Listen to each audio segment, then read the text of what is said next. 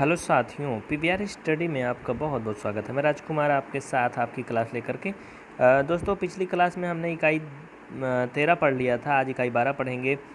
तो सर्वांग समता और समरूपता क्या होती है, पहले इसके बारे में अध्ययन कर लेते हैं। वैसे तो पिछली क्लास में हमने सर्वांग समता आपको अच्छे से बता दिया था, समरूपता भी बता दिया था, लेकिन अपनी भाषा में बताया था।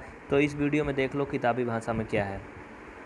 देखो इसमें भी लगभग उसी भाषा में है, थोड़ा सा अलग तरीका है। देखिए समरूपता क्या होता है। समरूपता जैसे कल मैंने आपको बताया था कि अगर कोई दो इंसान हैं तो दोनों इंसान सभी समरूप होंगे, चाहे कोई काला गोरा, छोटा बड़ा, लंबा मोटा पतला, चाहे जैसे भी हो, सभी क्या हैं, समरूप हैं। वो इंसान क्या कहलाएंगे, एक प्रकार से समरूप ही कहलाएंगे। अगर आपकी दो फोटो है, अलग अलग है, अलग अलग प्रकार की बनी है, अलग अलग तरह की आप स्टाइल में फ़ोटो खिंचाते हैं, तो वो क्या है, वो सभी समरूप ही होंगी। लेकिन सर्वांगसम का मतलब ये होता है सभी अंग समान।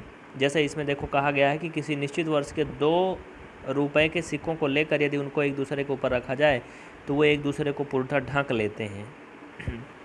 बात समझ रहे हैं। जैसे 2 रुपए का एक सिक्का ले लो, उसको रख दो, उसके ऊपर फिर एक 2 रुपए का सिक्का रख दो, तो पूरा पूरा ढक लेगा। लेकिन वो सिक्के एक ही साल के रहने चाहिए। जैसे 2018 के ही दोनों सिक्के बने होने चाहिए, या 2020-21 जब के हों, मतलब अलग अलग साल के रहेंगे तो हो सकता है उनके स्ट्रक्चर में थोड़ा अंतर हो, तब ऐसा नहीं होगा। तो वो एक ही साल के होने चाहिए। ये पहला एग्जाम्पल बताया गया है। दूसरा एग्जाम्पल भी इस तरह से दिया गया है कि यदि आप 5 इंच की लाइन एक खींच करके और उसके आधार पे एक वर्ग बनाइए, और ये येलो कलर की लाइन हो, और दूसरा एक वर्ग बनाओ जो कि ग्रीन कलर की मतलब देखो यहाँ कलर अलग है, लेकिन मैं आपको एग्जाम्पल बता रहा हूँ। ये देखो एक ब्लू है, ग्रीन है, ये भी उतना ही है। ये दोनों अगर 5-5 के हैं तो अगर इनको एक दूसरे के ऊपर ला के चढ़ाएँगे तो ये एक दूसरे को पूरा पूरा ढक लेंगे। कहने का मतलब समझना, तात्पर्य समझना बस, बाकी थोड़ा अंतर हो सकता है, ठीक है। तो ये क्या कहलाते हैं, ये सर्व अंग सम कहलाते हैं। इसके अलावा जो समरूप होते हैं उनमें ऐसा नहीं होता है, उनकी साइज एक समान होती है। लेकिन समरूप का एग्जाम्पल इसमें से समझ लो, जैसे मैंने आपको उस दिन एग्जाम्पल बताया था, है ना, उसी तरह से आप इस आकृति के आधार पर गणितीय भाषा में समझ लो। देखो इन दोनों चित्रों के स्ट्रक्चर एक ही जैसे हैं। जैसे ये बना है उसी तरह ये भी बना है, केवल ये छोटा बड़ा है, बस इतना अंतर है। हाँ, इनमें अगर आप गौर से देखो तो इनके नाम भी देखो वही दिए गए हैं। जैसे यहाँ दिए गए थे ये नाम, वैसे यहाँ भी नाम दिए गए हैं, मतलब नाम भी वही हैं, सब कुछ वही एक जैसे है। एकदम समानता दिख रही ना। लेकिन ये समरूप हैं। क्यों समरूप हैं? चूँकि इनका आकार छोटा है, इनका आकार बड़ा है, लेकिन स्ट्रक्चर एक ही जैसे है, तो ये समरूप कहलाते हैं। जैसे इसमें अगर हम संगत भुजाएं की बात करें, ज़रा देख लो एक बार। तो संगत भुजा क्या है इसमें, इसमें देखो ऊपर वाले चित्र में अगर देखो तो सी डी है। सी डी की संगत इसमें सी डैश और डी डैश है। उसी तरह से अगर हम देखें डी डैश सी डैश किसके संगत है, इसमें का डी डैश सी डैश इसके सी और डी के संगत भुजा है ना। तो यहाँ पर थोड़ा मैं आपको जूम करके दिखा देना चाहता हूँ, देख लो आप सभी। दोनों त्रिभुज की संगत भुजाएं हमने लिया चतुर्भुज की, पहले का डी सी, दूसरे का उसी के आधार पे डी डैश सी डैश है। तो इसका मान 4 है, इसका 2 है। तो इसको क्या करोगे आप, हल करोगे तो क्या आएगा भाई, हल करोगे 2 आएगा, सिंपल सी बात है। अभी मैं दिखा देता हूँ। 4 और 2 आपने देखा होगा कहाँ से आया, नहीं समझ में आ रहा, देख लो। ये 4 और 2 कहाँ से आया, देख लो। ये जो डी सी है इसकी मान जो है 4 दिया गया है, ये सी डैश डी डैश का मान 2 दिया गया है, तो ये 4 और 2 यहीं से ले जा कर के इसमें रखे गए हैं, ठीक है। इसी तरह से और भी जो भुजाएं हैं उनके मान भी रखे गए हैं। जैसे ए डी 3 है, ए डी 3 ये देखो इसमें है, ये 3 दिया गया है। ए डैश डी डैश देखो, ए डैश डी डैश 1.5 है ना। तो यहाँ पर देखो 3 और 1.5 दिया गया है। इसको हल करोगे तो क्या आएगा, वही आएगा जो उसमें आएगा, मतलब 2 ही आएगा। इसको हल करोगे तब भी 2 आएगा, इसको हल करोगे तब भी 2 आएगा, इसको हल करोगे तब भी 2 आएगा। कहने का मतलब इनमें जो अनुपात है वो क्या है, इक्वल है। भले ये बड़ी छोटी है लेकिन इनका अनुपात बराबर है। उस तरह से आप कोण को भी देख लो। कोण में देखो सी और संगत कोण देख लो। कोण डी कहाँ है, ये है कोण डी। इसमें भी देखो कोण डी है, इसमें 100 है, इसमें भी क्या है, 100 है। यानी यहाँ पे देखो कोण डी बराबर हैं। अगर सी कोण हम देखें तो ऊपर देखो C81 है, इसमें भी देखो C81 है, मतलब ये कोण भी क्या है, बराबर हैं। तो इस तरह से आप क्या कह सकते हो, इस तरह से आप यहाँ पर ये देख सकते हो कि इनकी आकृति तो छोटी बड़ी है, लेकिन इनके जो काम है वो वही हैं। देखन में छोटे लगे घाव करे गंभीर, है ना। तो इसको यहाँ से आप पढ़ लो थोड़ा सा। का लिखा गया है, उपर्युक्त चित्र 1 और 2 में संगत भुजाओं का अनुपात एक समान है तथा संगत कोण भी क्या है, एक समान है। ये आकृतियाँ समरूप आकृतियाँ कहलाती हैं। क्या कहलाती हैं, समरूप। अब निम्नलिखित दो आकृतियों जो कि वर्ग और दूसरी आयत है पर ध्यान दीजिए। इनके संगत कोण बराबर हैं परंतु उनकी संगत भुजाएं अनुपात में नहीं हैं, अतः ये दोनों आकृतियाँ क्या हैं, समरूप नहीं हैं। इनको आप जरा ध्यान से देखो, गौर फरमाओ। इसकी ये भुजा बराबर है 3, इसकी भी बराबर है, देखो ये भी 3 है, ये भी 3 है, लेकिन ये भुजा 5 है इसकी, और ये क्या है, ओ सॉरी उसकी 3 थी, इसकी 5 है, ये बराबर नहीं है। देखो इसमें आपको क्या नज़र आ रहा है, इनके संगत कोण बराबर हैं। भुजा तो छोड़ दो, कोण अगर देखो तो 90 है इसमें, इसका संगत देखो 90 इसमें भी है, इसमें ये भी 90 है, इसमें ये भी 90 है, सब 90-90 हैं। मतलब दोनों चित्र में जो कोण बने हैं सभी 90-90 बने हैं, चारों कोण बराबर हैं, लेकिन इनकी भुजाएं जो हैं छोटी बड़ी हैं। इस कारण से ये क्या है, ये समरूप हैं, सर्वांगसम नहीं है। क्या ही सही होगा, नहीं, ये भी नहीं सही होगा, ये कुछ नहीं है, ये ना सर्वांगसम है ना समरूप है, दोनों में से कुछ नहीं। सर्वांगसम होने के लिए सब कुछ बराबर होना चाहिए, समरूप होने के लिए उनका स्ट्रक्चर जो है वो एक जैसा होना चाहिए। छोटा बड़ा हो सकता है लेकिन एक जैसा होना चाहिए। जैसे मैंने अभी आपको बताया था, ये देखो, ये आकृति देख लो, ये क्या कह रहा है। इसी प्रकार हम देख सकते हैं कि चतुर्भुज की संगत भुजाएं समान अनुपात में हैं परंतु उनके संगत कोण बराबर नहीं, अतः ये दोनों आकृतियाँ समरूप नहीं हैं।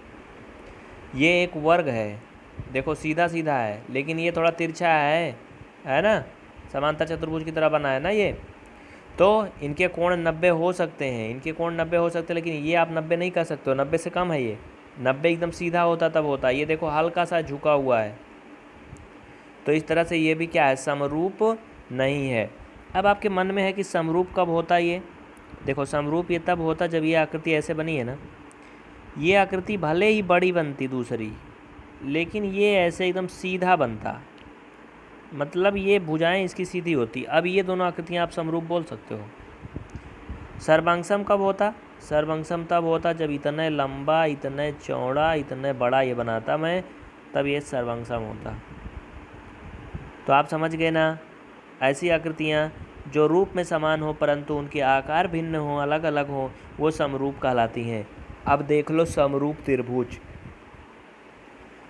देखो एक प्रकार से सारा कंसेप्ट आप समझ गए होंगे, सारी बुद्धि समझ गए होंगे ना। तो एक बात मैं आपको बीच में बता दूं, अगर आप इसे YouTube पे डेमो के रूप में देख रहे हैं तो कृपया क्लास को लाइक अवश्य करें। ये व्हाट्सअप नंबर नोट कर लें। अगर आपको पूरा कोर्स चाहिए तो आप इस पर ज्वाइन DLED लिख करके ज़रूर मैसेज करें, जिससे कि आपको पूरा कोर्स मिल सके DLED मैथ का। नहीं तो हो सकता है कि आप YouTube पे सारी क्लास ना पाएँ और फिर आप परेशान रहें। ठीक है, तो भाई इसको ज़रूर करिएगा। और PVR स्टडी आप डाउनलोड करें प्ले स्टोर से, उसमें आपको कोर्स सिस्टम से मिलेगा। देखो जो अभी तक पढ़ते आए हो वही इसमें भी पढ़ना है। समरूप त्रिभुज क्या है, दो त्रिभुज DEF और ABC अलग अलग माप वाले दिए गए हैं।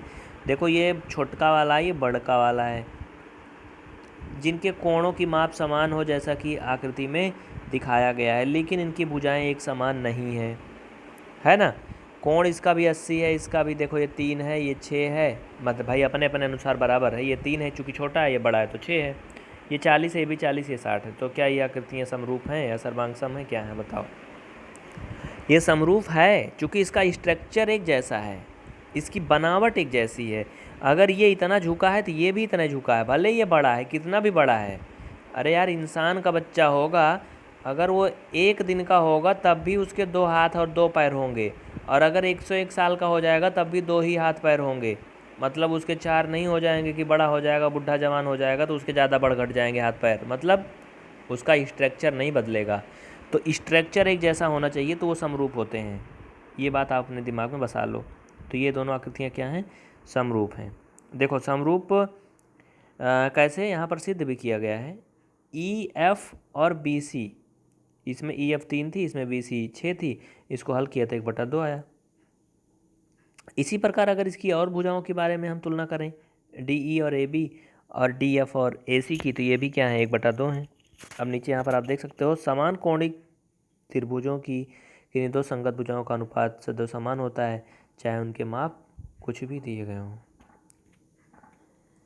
तो इस तरह से आप इसे समझ सकते हैं। इसमें ज़्यादा कुछ जो समझाने वाली चीज़ें हैं वो मैं आपको समझाऊंगा। देखो यहाँ पर मूल्यांकन के लिए दिया गया, मतलब एक्सरसाइज क्वेश्चन है, इनको देख लो। ये क्या कहता है, कह रहा कि एक त्रिभुज ABC की भुजाओं की माप AB 3 है, BC 5 है और CA 4 है, तथा दूसरे त्रिभुज की माप जो है PQ 7 है, ये 6 है, ये 5 है। क्या ये दोनों त्रिभुज समरूप हैं या नहीं हैं? उत्तर कारण सहित बताइए। देखो यार, उत्तर बताना होता तो बड़ा आसान था, लेकिन कारण देना है, प्रूफ दिखाना है, ये थोड़ा मुश्किल होता है। चलो मैं बता देता हूँ, देख लो नज़र से। तो मैंने 2 आकृतियाँ बना लिया, इनके कलर भी मैं थोड़ा अलग अलग रखूँगा, ज़रा ध्यान से देखना, पूरा देखना अगर समझना है तो। थोड़ा टेढ़ा मेढ़ा हो जाएगा तो उसके बारे में टेंशन नहीं लेना, समझना कि हाँ कैसे कर रहे हैं इसको। हाँ देखो, इसके जो माप दिया है वो कह रहा है लेकिन यार ये त्रिभुज बोल रहा है, सॉरी त्रिभुज, मैं तो त्रिभुज नहीं बना रहा था। चलो मैं त्रिभुज बना लिया, ओके ठीक है। हाँ, इनके नाम का बोल रहा है ये ABC। चलो इनको भी रख देता हूँ A और क्या B और C। अब क्या कह रहा है, ये कह रहा है AB 3 है, तो इसमें मैंने क्या किया, इसको 3 रख दिया। BC 5 है, देखो एक सिस्टम से रखोगे तभी समझ में आएगा, मैंने 5 रख दिया। CA कह रहा है 4 है। इसी तरह दूसरे त्रिभुज में PQ 7 है। PQ का कह रहा था 7 है। तो नाम यार PQ लिखो इसमें, PQR, चलो ठीक है। PQ क्या है, 7 है, मैंने लिख दिया। अब क्या कह रहा है, PR 6 है। PR, देखो कहीं भी कुछ भी लिखो यार, ये नहीं है समरूप, ये समरूप नहीं है। 6 है और QR 5 है, QR 5 है। देखो रीजन क्या है, पहले इसे देख लो, सीधी सी बात है, इनका स्ट्रक्चर एक समान नहीं है। एक समान का मतलब समझो, ये या तो 2 गुना होते तब भी हो सकते थे, जैसे अगर ये भुजा 4 है, ये 8 दिए होते तब हो सकते थे, चूँकि इनका आकार मानते हैं हम छोटा है तो हो सकते थे, ठीक है। जैसे ये 3 दिया है, ये 6 दिया है, ठीक है, ये भी चलायमान है। ये 5 दिया है, ये 5 दिया है, तब नहीं सही है। अगर ये भुजाएं, जैसे अगर इसकी 3 है, इसकी 6 है, तो इस तरह से इसकी सभी भुजाएं 2 गुना होनी चाहिए थी। जैसे ये 5 है तो ये 10 होती, ये 4 है तो ये 8 होती। कहने का मतलब उसकी 2 गुना होती, तो इससे ये समझ में आता, जैसे ऊपर आकृति मैंने दिखाया था कि वो स्ट्रक्चर में समान है, भले छोटी बड़ी हैं। हाँ, या फिर इनके बराबर होती, या फिर ये बराबर होती, ये 3 है तो ये भी क्या होती, 3 होती, उसी साइड की भुजा, संगत भुजा। और ये 6 है, 4 है तो ये भी 4 होती, तब। ये सर्वांगसम भी नहीं है, ना समरूप है, कुछ नहीं है। बात समझ गए ना, इनका स्ट्रक्चर ही एक जैसा नहीं है, मतलब छोटी बड़ी हैं, अलग अलग साइज की हैं। बाकी कारण अगर बताना है, जैसे आप एग्ज़ाम वगैरह में लगाओगे, तो एग्ज़ाम वगैरह में आप क्या करोगे पता है, एग्ज़ाम वगैरह में आप ऐसे करोगे, AB, क्या आप इनकी भुजाओं की तुलना कर लेना यार। देखो AB, अगर इनकी भुजाओं की तुलना करोगे तो बराबर आना चाहिए। AB/PQ अगर करोगे तो ये क्या आएगा, 3/7 आएगा ना। इसी तरह से आप सभी भुजाओं का अगर तुलना करो, BC की तुलना किससे करोगे, PR से, PR, तो ये 3/6 आया। देखो ये काटोगे 1/2 आएगा, लेकिन ये तो कटेगा ही नहीं। और अगर लास्ट वाले के बारे में बात करें, एक व 4 है, एक व का है 5 है, तो ये 4/5 आएगा। एक तीर गांव एक मीर गांव जा रहा है, इसे ध्यान से समझो। ये एक ही अनुपात में अगर आता तो समरूप होता। ये देखो पहला नंबर तो 3/7 नहीं कटेगा कहीं, ये 4/5 आया, ये क्या आया, 4/5 आया, ये 3/7 आया, ये 1/2 आया। तो कहाँ, ये किसी आधार पर बराबर है, नहीं है ना। समरूप के लिए क्या होना चाहिए, दोनों आकृतियों की अगर संगत भुजाओं का आप अनुपात निकालोगे तो वो बराबर आने चाहिए। जैसे पिछले अभी देखो चित्र में मैंने निकाला था, आया था ना। मतलब जैसे ये 1/2 आया तो ये भी मतलब ये 1/2 आ गया, ये भी 1/2 आता, ये भी 1/2 आता, तो क्या होते, वो समरूप हो सकता था। इसी तरह से आप नेक्स्ट क्वेश्चन भी कर सकते हो। देखो दिमाग लगाओगे तभी आएगा, चूँकि एडवांस मैथ में एक प्रकार से अलजेब्रा का है, ठीक है। इसमें थोड़ा माइंड एक्स्ट्रा लगाना पड़ेगा, ये जीरो लेवल मैथ नहीं है। अगर आपको जीरो लेवल नहीं आती तो आप जीरो लेवल मैथ ज़रूर ज्वाइन करें, तब आपको सब कुछ क्लियर हो जाएगा। थोड़ा और पीछे से लेकर के हम आपको चलेंगे। अगला चित्र कह रहा है कि त्रिभुज ABC में कोण A 65 अंश का है, कोण C 40 अंश का है। PQR त्रिभुज ABC के समरूप है। यदि कोण Q 65 है तो फिर PQR के अन्य दो कोणों के मान बताइए। देखो यार, अगर ये वाइट बोर्ड होता तो ज़्यादा मज़ा आता। फिलहाल इसमें क्वेश्चनों छुप जाता है। चलिए कोशिश करते हैं, और क्या है हमारे हाथ में, ट्राई करना ही है।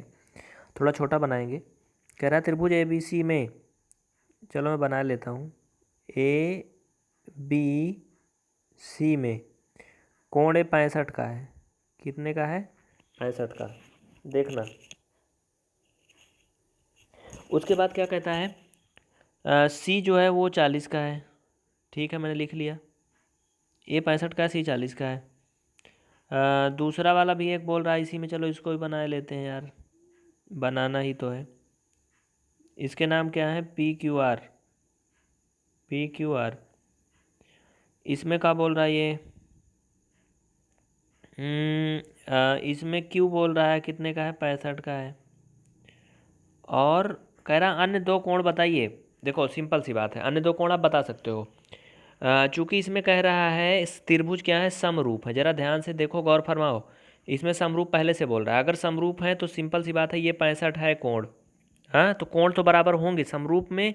कोण बराबर होंगे, भले इनकी आकृति छोटी बड़ी हो, तभी समरूप हो सकते हैं। अगर एंगल अलग हो गए तो समरूप नहीं होंगे कभी भी। तो ये 65 है, तो सिंपल सी बात है, इसका जो अगला कोण है, यानी कि कह सकते हैं R, ये 40 होगा। चूंकि त्रिभुज के तीनों कोणों का योगफल 180 अंश होता है।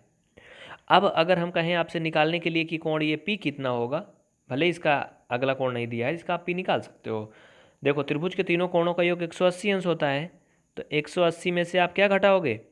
ये 65 और 40 जोड़ के घटा लो, 105 आएगा। 105 घटाओगे तो कितना आएगा? 75 आएगा। क्यों? यही तो आएगा, कुछ और आएगा।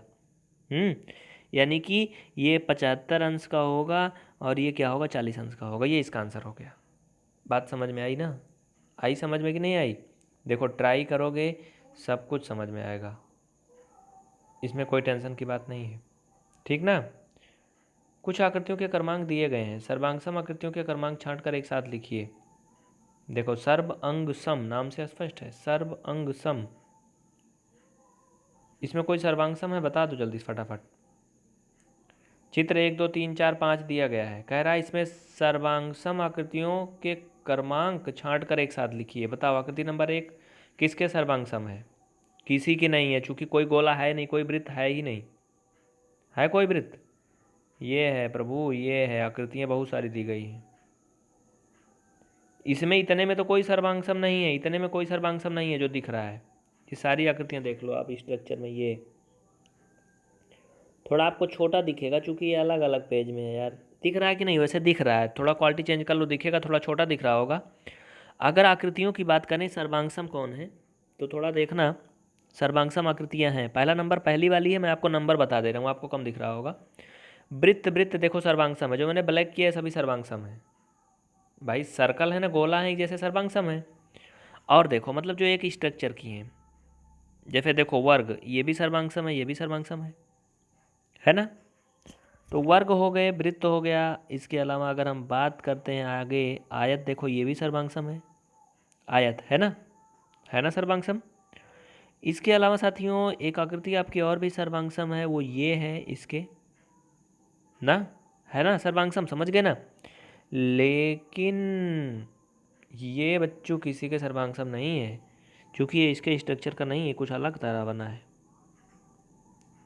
बात समझ गए ना? तो ये होता है सर्वांगसम। इनके अगर नंबर काट के लिखना है तो आप लिख सकते हो। देखो 4 5 तक पहले दिया है, 5 तक बाद में दिया है, ये 10 है और 4 14 है कुल मिला करके। तो देखो पहला 12 और 14 ये सर्वांगसम है, और उसमें 9 भी है, मतलब 1 9 12 14 सर्वांगसम है। क्या है? 1 9 12 14। देखो मैं थोड़ा दिखा दे रहा हूँ आपको, हटा हटा के देखो। चित्र नंबर 1, चित्र नंबर 9, चित्र नंबर 12, चित्र नंबर 14 सर्वांगसम है। फिर दूसरा पे चलें तो चित्र नंबर 2, चित्र नंबर इधर साइड में देखो अगले में 6 से क्या है? सर्वांगसम है। चित्र नंबर 3 यानी कि आयत जो है चित्र नंबर 7 के सर्वांगसम है। चित्र नंबर 4 जो है वो चित्र नंबर 8 के सर्वांग है ना। ध्यान से देखो, चित्र नंबर 4 ऊपर दिख रहा है, चित्र नंबर 8 क्या है, नीचे दिख रहा है। चित्र नंबर 5वां की बात करें तो चित्र नंबर 5वां जो है चित्र नंबर 10वां से सर्वांग है ना। लेकिन यार ये जो चित्र नंबर है 11 और 13 ये का किसी से सर्वांग है? 11 और 13 हमें नहीं लगता किसी का सर्वांग है, क्योंकि इनका जो खोपड़ा है ना अलग तरह का दिख रहा है। तो इस तरह से ये कंप्लीट हो चुके हैं, है ना। इसमें और भी सवाल दिए गए हैं, आप देखो त्रिभुज ABC एक त्रिभुज है, इस त्रिभुज के अंदर भी DBE इस प्रकार है कि भुजा AC और DE आपस में समांतर है। AD का मान ज्ञात कीजिए, जबकि DB का माप 6.2 है। क्या कह रहा है? कह रहा है त्रिभुज ABC एक त्रिभुज है, इस त्रिभुज के अंदर DBE इस प्रकार है कि AC DE आपस में समांतर है। चलो देखते हैं कौन सी मुसीबत ला रहा है ये। देखो टेंशन नहीं लेना, नहीं समझ में आएगा बताना। कह रहा है AC DE समांतर है भाई। AC मतलब ये जो है DE के क्या है, समांतर है। इस प्रकार है कि इसके समांतर है।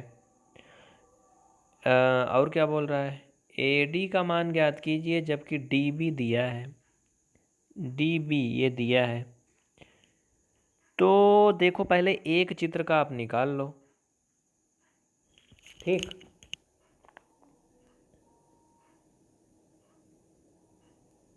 चलो 1 मिनट, थोड़ा सा रुकना। देखो यार इसमें ये बोर्ड में ठीक आएगा, जो वाइट बोर्ड पे इसको हम आपको करवा देंगे, ठीक है। आप लोग ट्राई करना, और नहीं आएगा तो बताना। इसमें जो भी और भी सवाल हैं आप लोग कर लेना, ठीक है। तो अभी वाइट बोर्ड पे क्लास चलेगी, थोड़ी सी मुसीबत चल रही है, तो इसमें जो एक्सरसाइज क्वेश्चन है उनको करवा देंगे। तो इस तरह से आप ये कॉन्सेप्ट समझ गए होंगे, समरूपता और सर्वांग समता का पूरा, है ना। तो इसमें थोड़ा सा हो जो क्या जाता है, थोड़ी सी स्क्रीन है छोटी सी, इसमें कुछ डिसाइड नहीं हो पाता, कंफर्म नहीं होता, है ना। तो फिलहाल मिलते हैं नेक्स्ट वीडियो में, तब तक के लिए आप सभी को बहुत बहुत धन्यवाद। आप लोग इस क्लास को दोस्तों में ज़रूर शेयर करें, ठीक है। शेयर करें और लाइक करें, और अगर पूरा क्लास है आपके पास, मतलब चाहिए आपको, तो आप ऐप डाउनलोड करें PVR स्टडी का। जय हिंद, जय भारत।